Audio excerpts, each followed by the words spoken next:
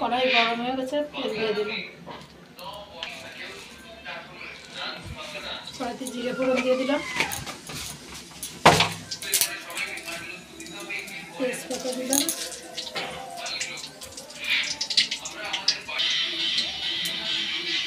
পেঁয়াজ ফোড়ন দিয়ে দিলাম,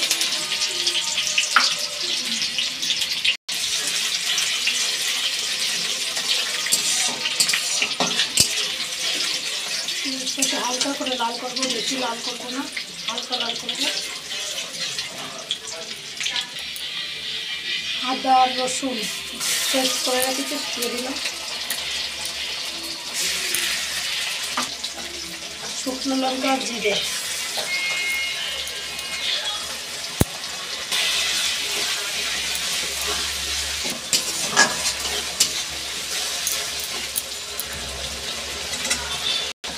পেঁয়াজ পেস্ট করে রাখলাম, সেটা দিয়ে দিলাম পরিমাণ মতন।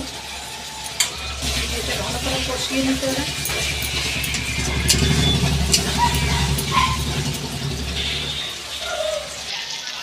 পরিমাণ মতন হলুদ দিয়ে দিলাম, পরিমাণ মতন নুন দিয়ে দিলাম,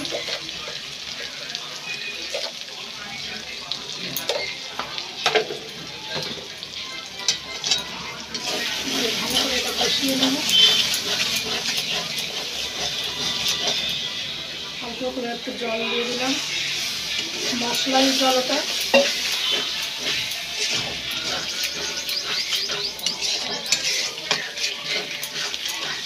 মশলাটা ভালো করে কষাতে হবে। মশলা কষাতে যখন তেল ছেড়ে দেবে তখন মশলা কষানো নেবে।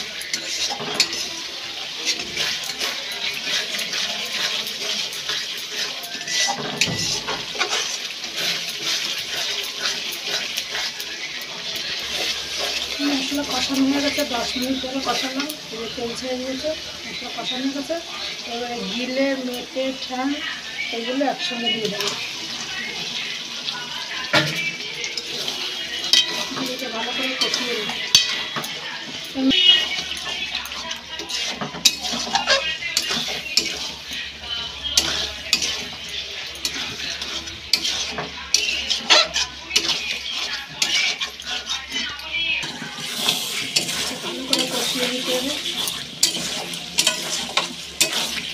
অনেক টাইম লাগবে কষাতে, তো স্কিপ করে না বন্ধুরা, পুরো ভিডিওটা দেখতে থাকো, ভালো লাগবে ভিডিওটা দেখতে।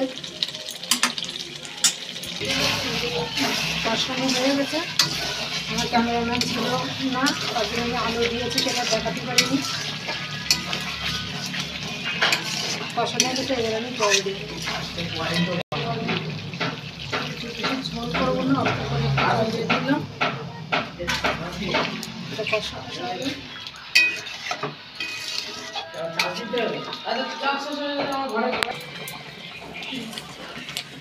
এটা উঠেছে, কিন্তু নামার টাইম হয়নি। আমার ফুট আসেনি, নামানোর আগে একটা ফুট আসে, তৈরি হয়ে গেলে সেই ফুটটা আসেনি। ফুটটা আসলে হয়ে যাবে।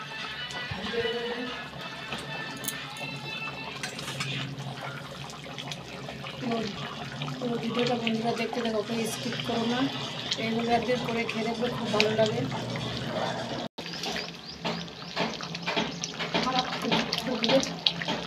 প্রায় হয়ে এসছে, আর 5 মিনিট মতন ফুটালে হয়ে যাবে। হয়ে গেছে, এবার নামিয়ে দেবো। একটু শাহি গরম মশলা গুঁড়ো দিয়ে দেবো।